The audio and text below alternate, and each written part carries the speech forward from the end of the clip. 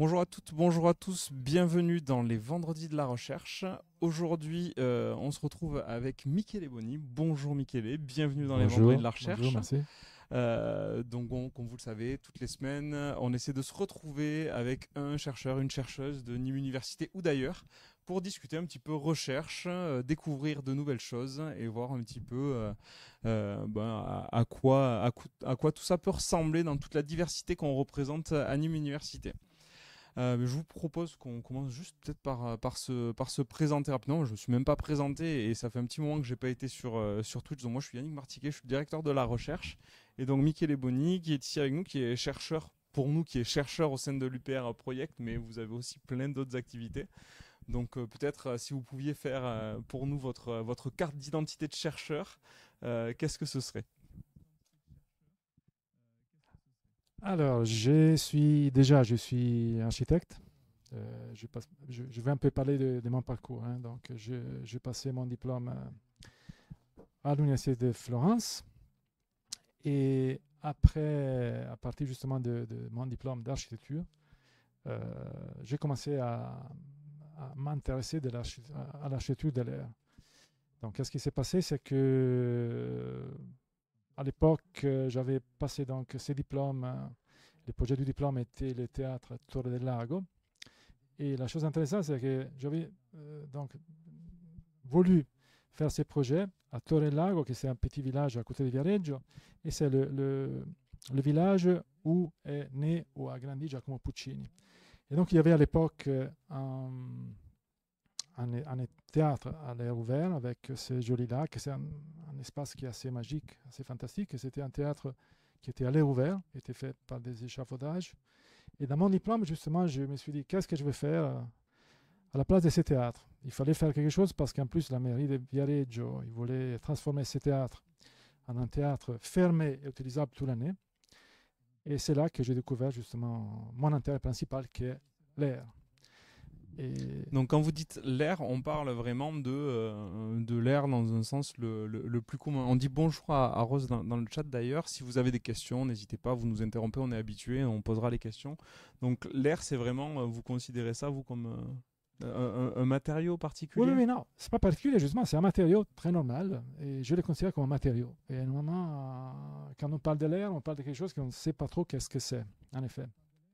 Et on l'associe à des choses qui n'ont rien à faire avec l'air, comme le virtuel, comme le vide. L'air, c'est un matériau comme n'importe quel autre matériau. C'est juste il est invisible, bon, première chose.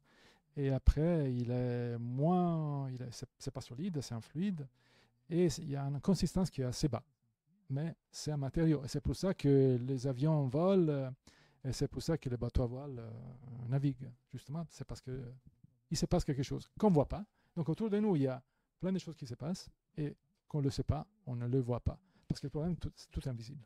Donc c'est votre thématique principale aujourd'hui d'activité en tant que chercheur. Donc au début, vous avez une formation d'architecte, c'est Ouais, ça? Et ouais. donc c'est au moment de la diplomation, de l'obtention du diplôme, un dernier projet que vous avez eu ce thème-là qui est apparu en fait Ouais, comme quelque ouais, chose ouais. d'inexploré encore. Ouais. Ah oui, oui, c'est plein de choses inexplorées dans l'air. Oui, en effet, ça a été une chose un peu bizarre. À l'époque, je me suis un petit peu comporté comme un petit enfant, qui au niveau petit enfant qui font toujours des dissociations et pas des associations.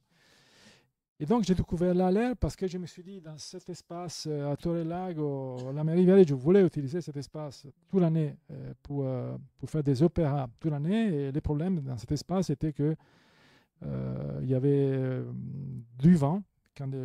Pendant l'été, il y avait des opéras qui se jouaient. Le vent, s'il y avait le vent qui venait de la mer vers la montagne, on n'entendait plus rien. Et donc là, c'était un premier problème, c'était les sons. Et le deuxième problème, c'était que justement, la mairie Viareggio, je voulais quelque chose d'utilisable toute l'année.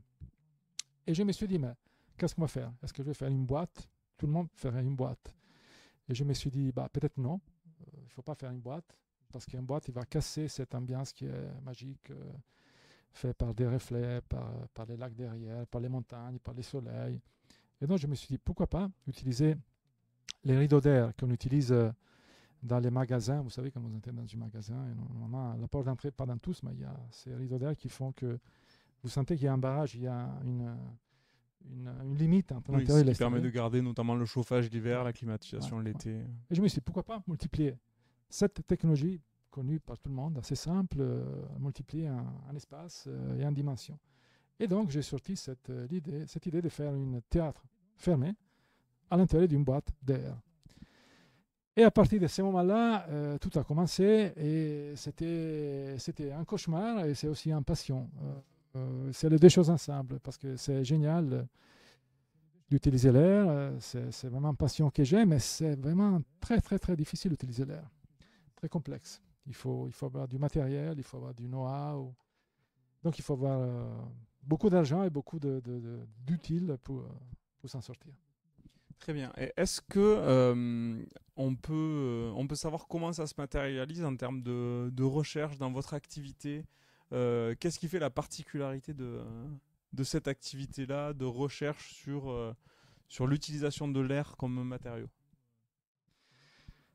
Alors, la particularité, c'est que on n'est pas beaucoup à faire ça déjà. Donc, c'est particulier comme thématique.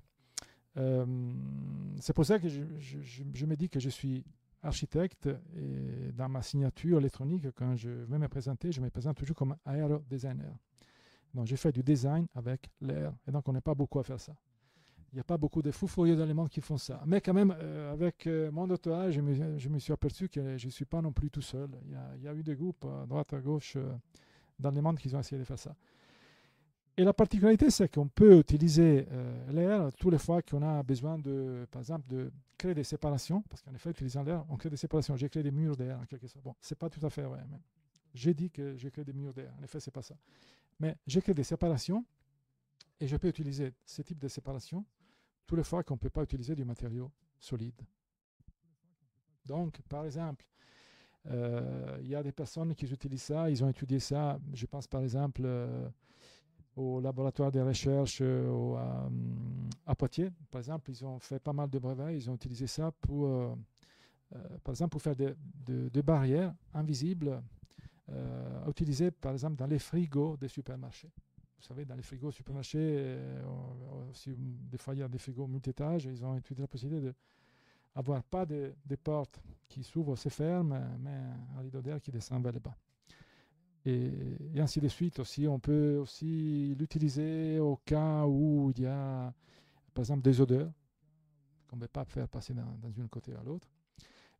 Mais disons, ce que j'ai commencé à faire, parce qu'après, voilà, la chose s'est développée pas mal, c'est que, par exemple, on peut s'utiliser toutes les fois on veut aussi avoir des espaces surprenants.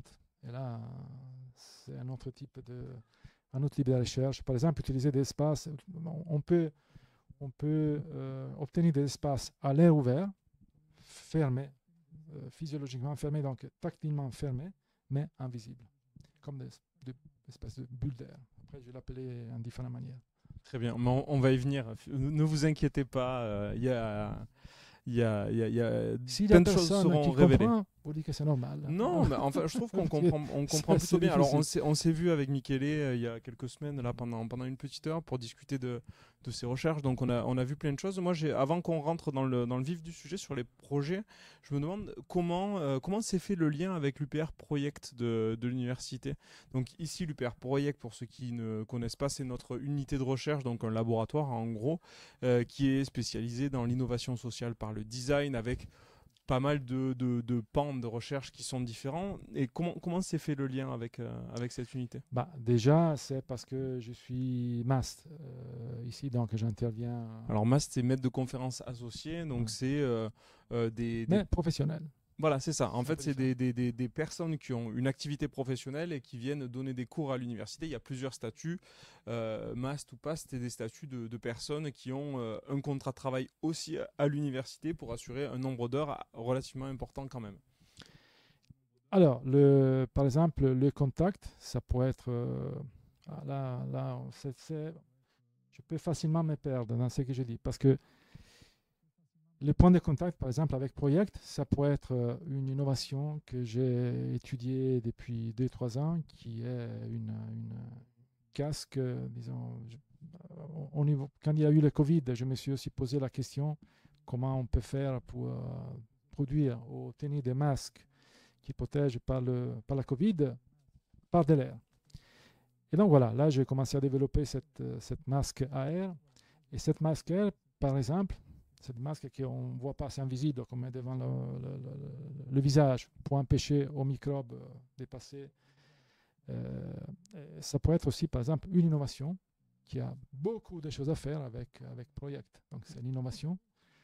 C'est quelque chose qui a à faire avec le social, parce que justement, ça parle de santé publique. Par exemple, en utilisant ce type d'innovation, on pourrait réduire les risques de la population, donc avoir moins de personnes malades, et donc avoir aussi des bénéfices au niveau d'économie de la santé publique. Complètement. On a un message dans le chat de The Real Hoodie qui dit « Coucou des DUS, vos élèves préférés ». Donc je pense que peut-être quelques personnes qui vous ont reconnu. Merci. Donc c'est les étudiants d'ici ? Oui. Très bien. C'est que là, aujourd'hui, ils vont passer les diplômes, et donc là, c'est l'exposition. Oui, d'ailleurs, pour toutes les personnes qui sont sur le site Vauban aujourd'hui encore, donc les étudiants en design, une bonne partie des étudiants en design participent à une exposition dans le bâtiment H. J'y suis allé ce matin, je vous encourage tous à aller y faire un tour, c'est toujours passionnant. Au premier étage. Alors là, on va créer de la discorde, clairement. Oui, on rentre dans le débat. Absolument. Apparemment, seul le premier étage je compte pour Michele. Pour moi, je vous recommande de faire le rez-de-chaussée, le premier étage et le deuxième étage pour éviter tout conflit avec la filière design dans son ensemble. Non, sachant que vraiment, on a toujours des projets chaque année. Hein. Moi, j'essaie d'y aller. Alors, certaines années, je peux pas, mais j'essaie toujours d'y faire un petit tour. Et on a toujours des idées qui sont passionnantes et des réalisations qui sont de très bonne qualité. Donc, vraiment, on vous encourage à y aller. Merci bien. Et Agathe de Valérie nous dit c'est les meilleurs étudiants. Les DUS, apparemment. Oui, je confirme. C'est confirmé. Félicitations à vous, en tout cas. N'hésitez pas, d'ailleurs, hein, on a un de vos enseignants avec nous. Si vous avez des questions sur ces activités de recherche, je ne sais pas à quel point vous avez le temps d'en discuter pendant les cours, certainement un petit peu, mais en tout cas, c'est le moment ici. Donc, n'hésitez pas, on peut discuter avec vous. Et nous, on va, du coup, rentrer peut-être un petit peu plus dans le vif du sujet. Quand on avait discuté, là, il y a quelques temps, on avait abordé le projet qui s'appelle Wind Hunter. Est-ce qu'on peut en parler? Alors j'ai quelques vidéos. Est-ce qu'on commence par diffuser celle-là en discutant? C'est celle avec les petits. Je pense. Alors, je vais dire quelque chose. Alors, allez. Parce que sinon, je pense qu'on n'arrive pas à comprendre la vidéo. En effet, donc j'ai fait pas mal de prototypes et pas mal d'études donc il y a tout en séquence. Et ces projets, donc le Wind Hunter, c'est un projet qui vient après un autre projet qui s'appelle Frontières d'air. Donc dans le projet Frontières d'air, j'avais étudié la possibilité d'utiliser des ventilateurs tangentiels verticaux, donc comme 4 colonnes, posées comme ça. Et qu'est-ce qui s'est passé dans ces systèmes? C'était que ces 4 colonnes qui contenaient des ventilateurs lançaient l'air les unes vers les autres. Et donc l'air, si vous lancez l'air avec ces 4 colonnes les unes vers les autres, ce sont des colonnes qui dans la réalité ils sont à 3-4 mètres de distance l'une de l'autre. Donc c'est vraiment une espèce de pièce, l'air ouvert. Et quand on lance l'air d'une colonne vers l'autre, l'air se rencontre au milieu. Et donc une fois qu'il va au milieu, il va passer à l'intérieur, à l'extérieur, à l'intérieur, à l'extérieur, à l'intérieur, à l'extérieur, ainsi de suite. Et donc il peut pas aller à l'intérieur, parce que même pour les toits c'est la même chose. Et donc, ce qui se passe, qu'après un certain temps, qui s'appelle un transitoire, on obtient comme une espèce de bulle qui se gonfle, qui n'est pas celle-là qu'on va montrer. Mais pourquoi je parle de ça? Parce qu'à l'époque, je faisais cette bulle qui s'est gonflée, en quelque sorte, et donc je l'ai appelée l'architecture de la bulle d'air. Donc, j'ai passé un doctorat sur le sujet et j'ai démontré. On a un ouvrage d'ailleurs du même titre, pour ceux que ça intéresse, on les remontrera à la fin. Et donc l'architecture de la bulle d'air, qui est dans toutes les bonnes librairies, dans les presses, aux presses du réel. Merci. Et le problème de ce système, c'était que ça pouvait bien marcher, mais dans l'espace, comme dans les hangars, dans les gares, dans les grosses hangars industriels. Mais j'ai vu qu'il y avait des problèmes quand il y avait le vent qui arrivait dans une autre côté, parce que justement, ça servait en théorie à stopper les vents et à créer un espace intérieur fermé, physiquement fermé et invisible. Et donc, je suis passé à l'état successif, donc ça s'appelait Frontières d'air. Je suis passé à 7 nouveaux projets qui s'appellent WinHunter, qui est un peu le fils du projet Frontières d'air. Et pour passer à cette étape, j'ai juste déplacé une colonne. Donc, à la place d'avoir les 4 colonnes qui sont déposées sur les 4 coins d'un carré, j'ai pris des colonnes et je les ai mis dans une côté du carré. Et donc, en quelque sorte, le carré s'est transformé en triangle. Vous voyez ici, comme une espèce de triangle. 2 colonnes sur un vertex du triangle, les autres 2 colonnes sur un autre vertex. Et là, on l'a étudié pas mal, on a fait plein de tests, on a vu que ça marche assez bien. Là, c'est un petit prototype. Il y a le vent qui vient depuis derrière nous. Voilà, il arrive. Et vous voyez que tous les jouets tournent. Mais quand lui il se met en position, donc c'est un robot qui se met en position. Là, regardez bien les petits au milieu, en fait. Voilà, comment on dit, les girouettes qui sont au milieu, ils s'arrêtent. Donc tout le reste des girouettes tournent et ceux qui sont au milieu s'arrêtent. Oui, c'est un peu magique. Et ils s'arrêtent. Pourquoi? Parce qu'en effet, le vent qui arrive, plus, disons, le résultat entre le vent qui arrive et les différents flux d'air qui sortent des colonnes, ils vont fabriquer 2 tornades, à droite et à gauche, qu'on ne voit pas. Ce sont 2 tornades symétriques et opposées qui font que quand le vent arrive, il est dévié, donc il passe à côté de cet espace, il est dévié et il est décéléré. Et on a observé par les CFD, donc par toutes les simulations d'ordinateur qu'on a fait, la simulation d'ordinateur, c'est une manière de se rendre compte de ce qui se passe, parce que sinon, en réalité, on ne voit rien. On s'est rendu compte que l'espace protégé a une forme de goutte. Et donc là, j'appelais ce type de situation l'architecture de la goutte d'air. Donc, les projets Frontières d'air que j'avais fait avant, avec 4 colonnes dans les 4 coins d'un carré, donnent lieu à une architecture de la bulle d'air, j'appelais l'architecture de la bulle d'air, tandis que le projet WinHunter, qui est celui-là, donne lieu à une architecture de la goutte d'air. Parce qu'en effet, l'espace intérieur protégé, c'est un espace intérieur qui a la forme d'une goutte d'air. Si vous allez un petit peu au début de ces vidéos, on voyait que j'étais en train de faire, j'étais en train de faire des petites simulations. Non, on voit l'ordinateur. Voilà, vous voyez. Là, par exemple, c'est quelque chose qui est monté sur un bateau parce que bon, après la chose elle est beaucoup plus loin. On s'est dit qu'est-ce qu'on va faire avec. Voilà, vous voyez là. Là, j'étais en train de faire des recherches. Et là, on voit bien que tout ce qui est bleu, c'est l'espace qui est protégé, et tout ce qui est vert, c'est le vent qui arrive. Donc, le but, c'était celui de trouver un espace bleu, le plus bleu possible. Et donc, ça veut dire que c'est un espace statique. C'est pas cela, disons. Là, c'était quelque chose qui ne marchait pas encore, on voit bien la démarche, mais c'est pour dire, on marche, on fonctionne avec ce type de simulation, ça s'appelle CFD. Donc, il y a toujours une interaction. D'un côté, il faut faire des simulations CFD comme celui-là, et de l'autre côté, dès que vous obtenez un résultat, vous devez aller en vrai, faire un prototype et tester en réalité si le résultat du CFD est en effet confirmé en réalité ou pas. Donc là, je pense qu'on comprend mieux la question de l'architecture de l'air avec un exemple comme ça, où en fait, effectivement, privé de vent, un espace qu'on choisit, on voit bien qu'il y a des barrières qui se mettent en place.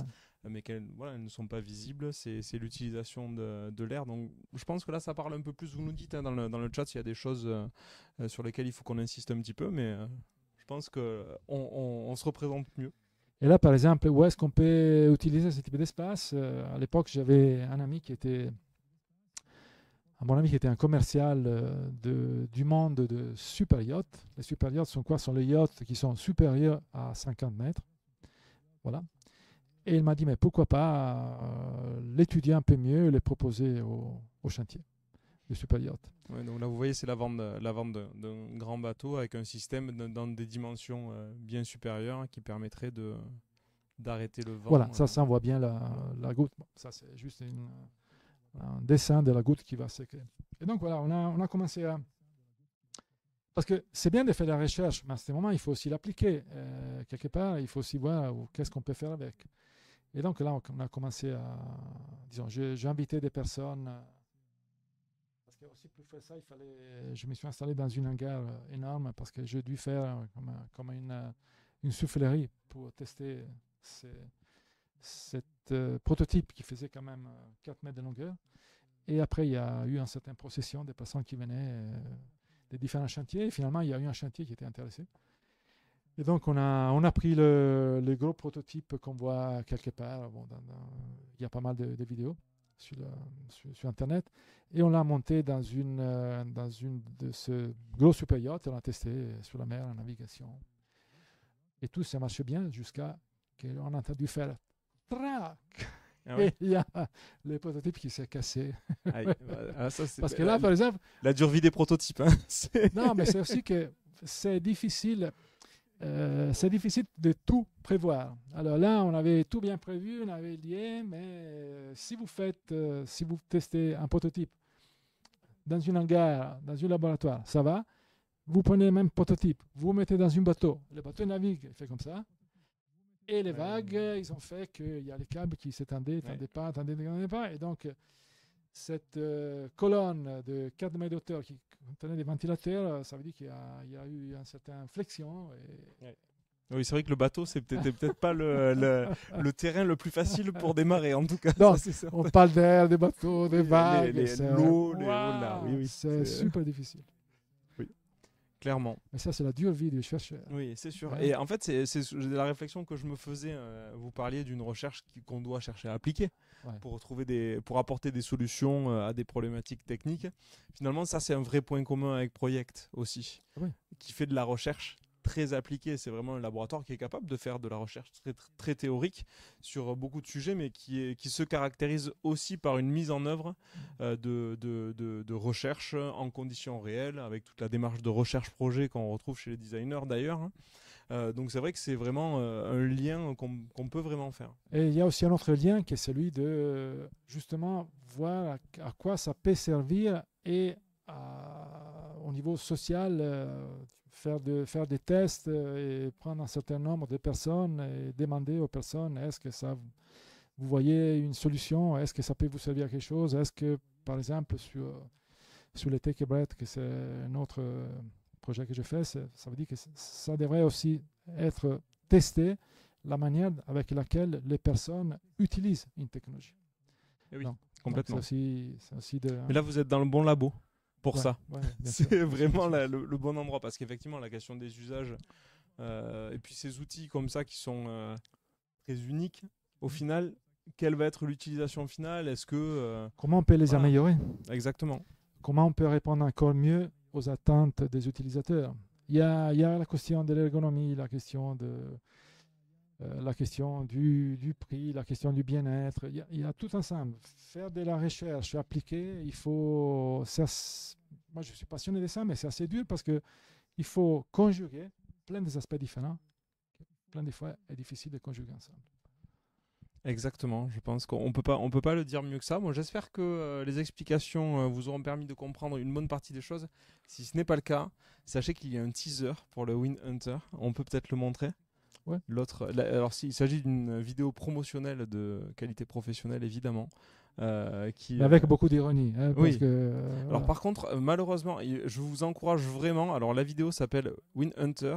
Elle est réalisée. Je suis pas sur la bonne scène. Je vous montre ça de suite. La vidéo s'appelle donc Wind Hunter. C'est sur la chaîne Akio Takemoto. Je vous encourage à aller la voir parce que moi je ne peux pas diffuser le son puisque nous sommes sur Twitch et que Twitch n'aime pas du tout quand on diffuse de la musique parce qu'il a tendance à couper le son de la vidéo complètement pour éviter qu'il y ait un risque qu'on porte atteinte à des droits. Donc je vais pouvoir diffuser la vidéo sans le son, mais vous allez comprendre l'essentiel. Juste pour l'expliquer, alors là il y a donc gros bateau, super yacht, justement c'est quelque chose. Imaginez que les super yachts coûtent 60 millions, 100 millions, ce sont des choses d'un autre niveau. Et là, comment faire pour faire passer les messages, mais de manière ironique. Donc, je me suis dit, je vais prendre un super yacht, je vais prendre une mannequin et je vais prendre un capitaine. Ce sont les trois choses un peu du monde de super yacht. Alors voilà, la mannequin qui veut lire les journaux, elle n'arrive pas parce qu'il y a du vent, il y a les capelles qui volent. Donc voilà, on l'a transformé un petit peu en blague. Elle n'arrive pas. Donc, premier jour, vous voyez, super yacht, c'est pas du tout un super yacht, c'est un petit Beaucoup bateau. trop de vent pour lire le journal. Et le deuxième jour, donc, il demande au capitaine, capitaine, je vais lire le journal, s'il vous plaît, faites quelque chose. Et donc, le capitaine, il va lui monter sur son super yacht le système wind hunter, donc qui tourne, qui se met au vent.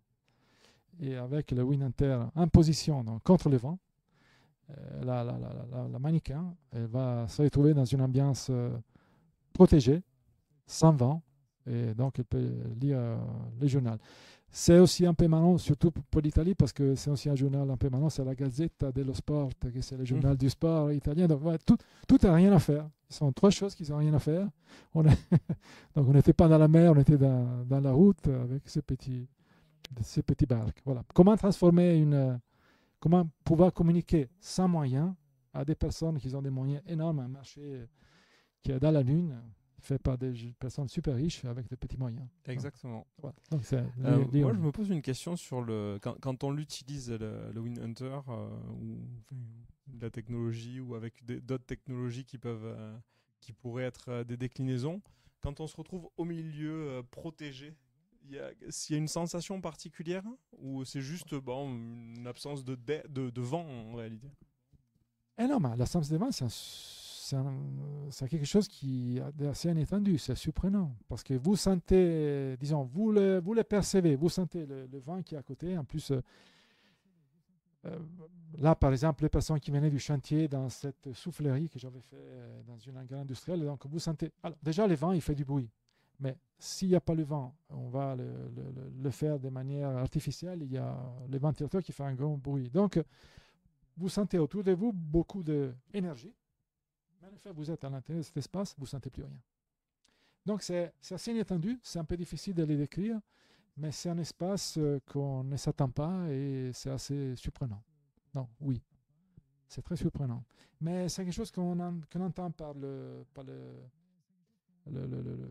son et par la peau. On sent qu'on est au milieu d'un cyclone, mais nous, on est protégé. Donc, c'est assez inattendu. D'accord. Voilà. Je n'ai pas d'autre manière pour l'expliquer. Oui, mais je comprends. Mais en fait, ça, on n'en avait pas parlé. Et après la discussion qu'on a eue, je me dis qu'on doit se sentir comment? Parce que c'est quand même bizarre. Il faut le tester. Sur un bateau ou avec tout l'air marin, avec le bateau qui avance, beaucoup de vent en mer évidemment, et se retrouver dans un endroit préservé avec toutes les conditions climatiques autour. Donc, je voulais poser la question. Très bien. Est-ce que vous voulez qu'on parle un petit peu des productions que vous avez faites au niveau académique, les livres, pour voir un petit peu, en gros, qu'est-ce qu'on y trouve si on a des gens qui nous regardent, si on a des gens qui nous regardent et qui sont intéressés par les inventions, ben là, on a donné les noms, les références, donc vous retrouverez tout ça. Mais si on a des personnes plus académiques qui auraient envie de collaborer ou envie de s'intéresser un petit peu à ces recherches-là, qu'est-ce qu'on fait, où on trouve les infos? Alors, on trouve pas toutes les infos. On trouve une partie des infos. Pour différentes raisons. Première chose, parce que si on veut faire des livres, il faut justement essayer de faire des choses qui parlent des choses de manière plus simple. Oui. Mais tout ce qu'il y a dans la recherche, dans ce point de vue donc, de la fluidodynamique est très pointu. Donc, soit on est vraiment du secteur, soit on n'y comprend vraiment rien. Alors, donc, le livre que j'ai essayé de faire, donc là, c'est un premier livre, c'est l'architecture de la bulle d'air. Et dans l'architecture de la bulle d'air, j'ai essayé c'est un peu le résumé de mes recherches au niveau doctoral. Donc, c'est le livre un peu plus théorique. Dans ce livre, donc, je parle de l'expérience de l'architecture de la bulle d'air. Non, je parle de l'expérience de la technologie frontière d'air depuis le début. Et après, il y a pas mal de réflexions théoriques. Donc, justement, qu'est-ce que c'est l'architecture de l'air? C'est sympa parce que je me suis amusé à l'époque, j'ai même fait un manifeste des architectures de l'air. Pourquoi j'ai fait les manifestes des architectures de l'air? Déjà parce que c'est amusant, parce que chacun a fait un petit son manifeste, et moi j'ai fait le mien. Voilà. Ça tient quand même assez la route. Mais c'est parce qu'en plus, à l'époque, il y avait Yves Klein, qui était un artiste, qui avait aussi fait. Il avait déclaré l'existence des architectures de l'air. Et moi, j'ai un peu repris cette déclaration. J'ai essayé de la retravailler. Bon, lui, il l'avait fait de manière artistique et moi, je l'ai fait de manière un peu plus complète, un peu plus profonde. En plus, j'ai déclaré qu'il n'y a pas une architecture de l'air, mais il y a des architectures de l'air. Il y a beaucoup de familles d'architectures de l'air. Donc, l'architecture du vent naturel, du vent artificiel, de la bulle, de la goutte, de la serre. Donc, j'essaie de de donner des pistes. Donc, j'ai donné des exemples de qu'est-ce que ça peut être, des exemples d'architecture de chaque famille. Et, et donc, je l'ai mis dans l'ensemble pour donner lieu à la famille. J'ai aussi démontré que voilà, je ne suis pas tout seul. Le problème à l'époque, quand j'ai commencé, c'est que vraiment j'étais tout seul. Il n'y avait pas beaucoup de monde qui s'intéressait à ça. Et donc, quand j'ai commencé mon doctorat, il n'y avait pas vraiment de littérature sur l'argument. C'était pas comme aujourd'hui. Aujourd'hui, c'est un peu la mode, l'atmosphère, l'ambiance, l'environnement. On parle beaucoup de ça. Mais à l'époque, c'était pas vraiment comme ça. Et donc, il n'y avait pas beaucoup de littérature. J'ai dû vraiment m'inventer un peu la côté théorique. Et donc, j'ai utilisé quelques livres à droite à gauche, mais j'ai plutôt fait beaucoup de réflexions pour monter une structure. Et donc, à quelque chose, j'ai monté une structure théorique de tout ce qu'ils appellent le Airstream Architecture. Donc, les architectures à flux d'air. À l'intérieur des architectures à flux d'air, il y a les architectures de l'air. Et donc, il y a un chapitre qui parle de ça. Et après, il y a un autre chapitre qui parle de différents brevets. Donc, il y a mon parcours de recherche, des réflexions théoriques, un manifeste, disons, j'ai mis en évidence cette famille de Airstream Architecture. Et à la fin, c'était super important, super intéressant pour moi. Il y a ce que j'appelle le bulle de pensée, dans le sens qu'à l'époque, je ne savais pas trop qu'est-ce que je faisais. C'était assez. Chaque personne qui fait un doctorat, à ce moment, il est à l'intérieur d'un nuage, il ne comprend plus rien. Tu ne vois plus la sortie, tu ne sais plus qui tu es, ce que tu étudies. C'est la chose que j'ai dit toujours aussi à mes étudiants. Il ne faut pas avoir peur de ça. C'est assez dur, mais c'est une expérience formatrice. Et moi, j'étais au milieu de rien. Je ne savais pas qu'est-ce que je devais faire. Je n'avais pas de sources. C'était quelque chose qui était beaucoup plus grand que moi.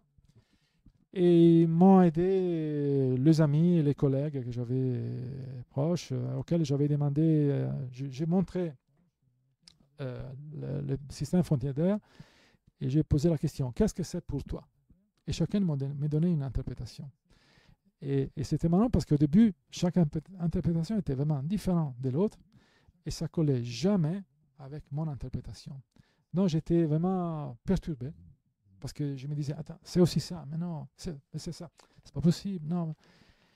Et après, un jour, j'ai eu un déclic en voyant tous ensemble, et je me suis dit, bien, si chacun il interprète de manière différente, ça veut dire que ça, c'est sa richesse. Et donc, il y a un switch dans ma tête, et j'ai complètement changé ma mentalité, et je me suis aperçu justement que ça, c'était la caractéristique. Moi, je pouvais faire quelque chose, et chacun l'interprétait de manière différente. Donc voilà, toute la complexité de ce domaine. C'est une complexité énorme et on se perd. Si on ne fait pas attention, on se perd. Donc je me suis perdu par pas mal d'années. Bon, là, je suis structuré, je sais vers quoi je vais, je ne me perds plus. Mais l'air va dans tous les sens. Et, anarchique, c'est matière anarchique. Et c'est invisible. Et chacun a affaire avec l'air. Donc l'air, vous êtes entouré d'air, vous respirez l'air depuis que depuis la naissance jusqu'à votre mort. Donc, chacun a affaire avec l'air, mais peu il s'en rend vraiment compte. Très bien, ben, merci beaucoup pour ces explications. Donc, vous pouvez retrouver les ouvrages un petit peu de partout. On a une rubrique aussi dans cette émission qu'on ne fait pas systématiquement, mais les chercheurs qu'on reçoit amènent parfois des objets de recherche. Alors des fois, ça va être un prélèvement de quelque chose ou une création ou une invention. Et là, vous nous avez ramené quelque chose. Oui. Ah, oui. C'est un autre projet, bon, toujours sur la thématique de l'air, vous l'avez compris, mais quelque chose de. Vous allez tester alors. Hein. Il faut que je teste. Ne vous inquiétez pas, nous sommes des professionnels. Nous ne risquons rien. Mais ne reproduisez pas ça chez vous. Hein. Les gens ici sont formés. Ils sont formés à toutes les mesures de sécurité également. Et voilà. Bon, en tout cas. Je prends toutes les précautions, n'ayez crainte. Non, on va changer d'air. Ah, on va changer d'air, nous dit Michele. Alors il faut que j'enfile ça. Allez, ok, c'est bon, ça tient. Alors on dirait des oreilles de Mickey, mais un petit peu plus sur l'avant. Alors évidemment, sachez que pour tous les collègues qui me regardent, il est interdit de prendre des impressions d'écran. Alors je vais essayer de faire. Vous entendez? Alors oui, c'est pas très grand. Alors, vous devez entendre une soufflerie. Donc Michele, est-ce que vous pouvez nous expliquer ce que je porte sur la tête? Oui, c'est un peu. Là, j'ai ramené la seule chose que je peux amener parce que les autres prototypes sont un peu trop grands pour les amener ici. Donc là, c'était le moment du Covid. Comme j'avais dit avant, j'avais beaucoup de. On est bien ou pas? C'est extrêmement confortable et la sensation est vraiment agréable pour le coup. Toutes les personnes qui aiment ça commencent à rigoler. Oui. Alors c'est parce qu'il y a des substances qui rendent joyeux peut-être et qui sont diffusées. Non, mais c'est vrai que la sensation est très agréable. La sensation d'esprit mieux. Voilà, d'air frais qui vient. Donc c'était le Covid, je me suis dit, tout le monde fait quelque chose pour le Covid. Et vous vous souvenez qu'il y avait les moments où il n'y avait jamais les masques, il y avait des problèmes de... Pas des masques. Et donc je voyais de temps en temps, il y avait des collègues qui m'envoyaient des emails en disant, Michele, j'ai fait ça, qu'est-ce que tu en penses? C'était un peu comme ça entre nous, un espèce d'entraide entre collègues. Et moi je me suis dit, tiens, je vais aussi faire la même chose. Et donc j'ai eu l'idée, pourquoi pas faire une masque à air, donc il y a une séparation devant vous invisible.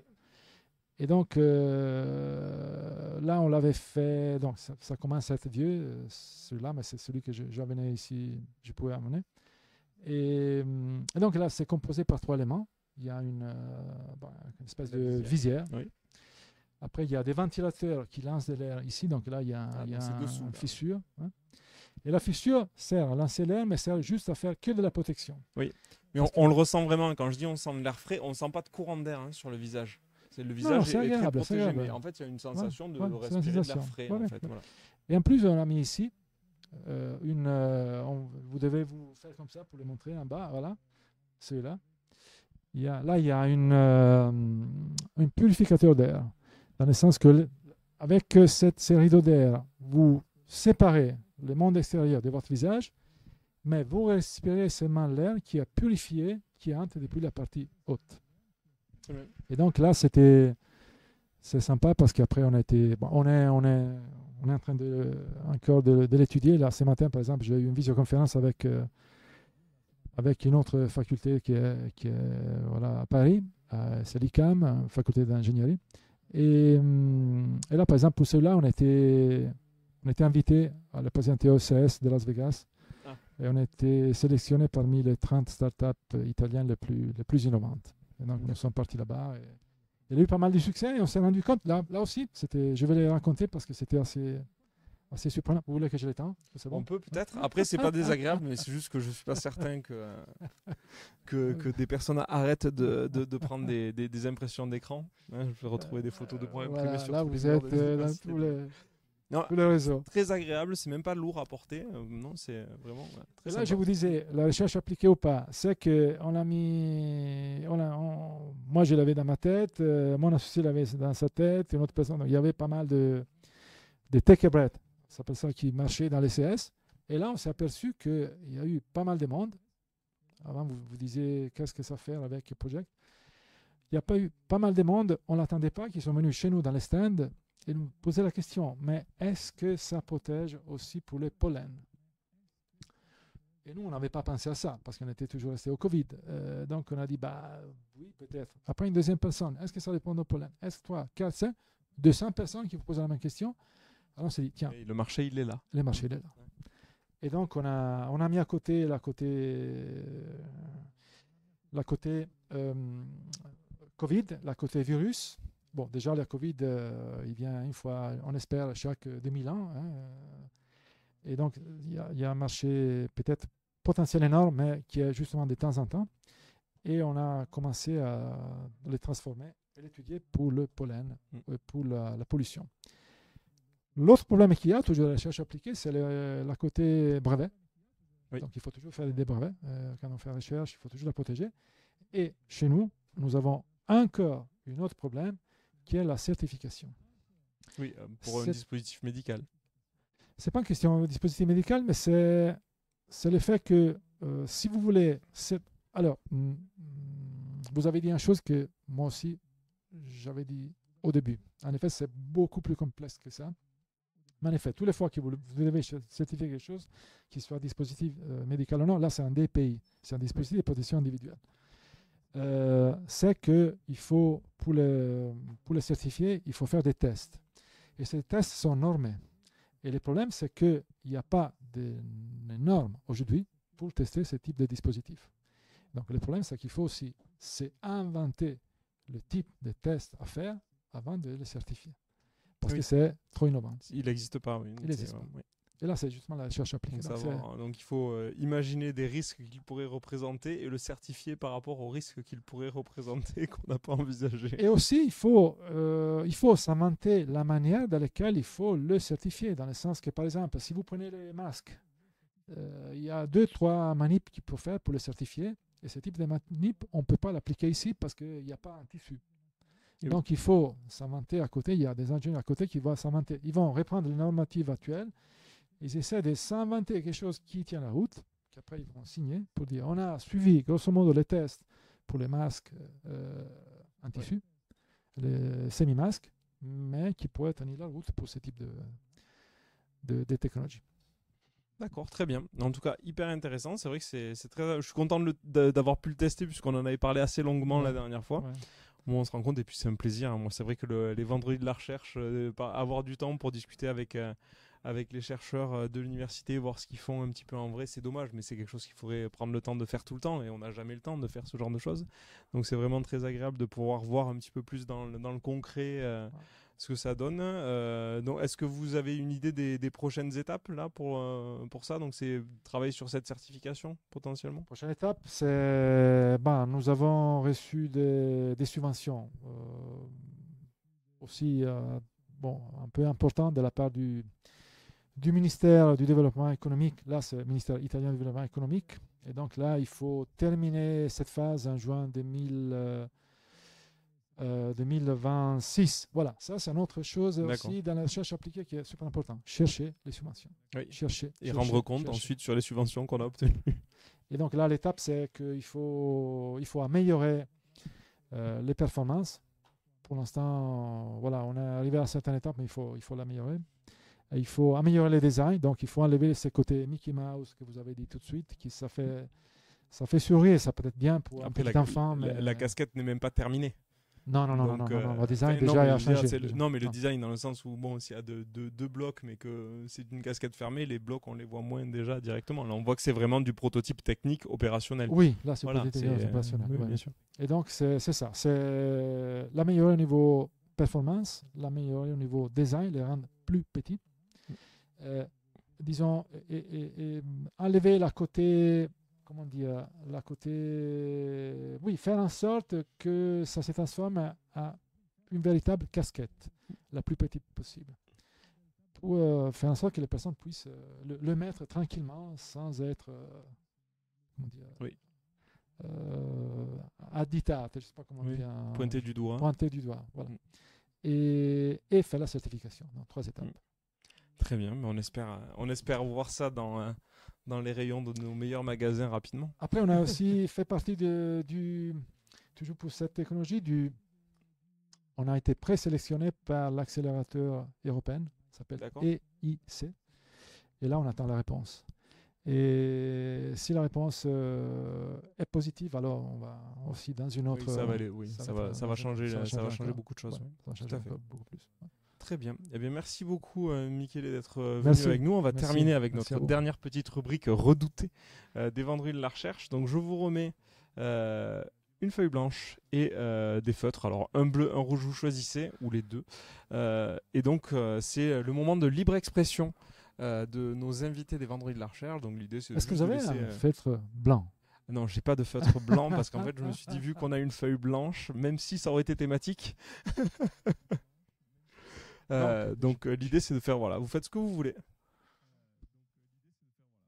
pour laisser une trace du passage et comme ça nous on les réutilise par moment pour faire des petites choses. On pourra faire une petite exposition notamment où on avait fait des cartes postales une année avec les cartes postales des vendredis de la recherche qu'on avait réalisées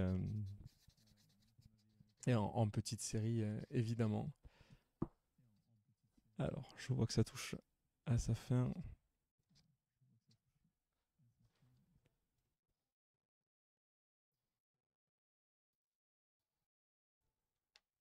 Très bien, je me permets de le montrer à la caméra.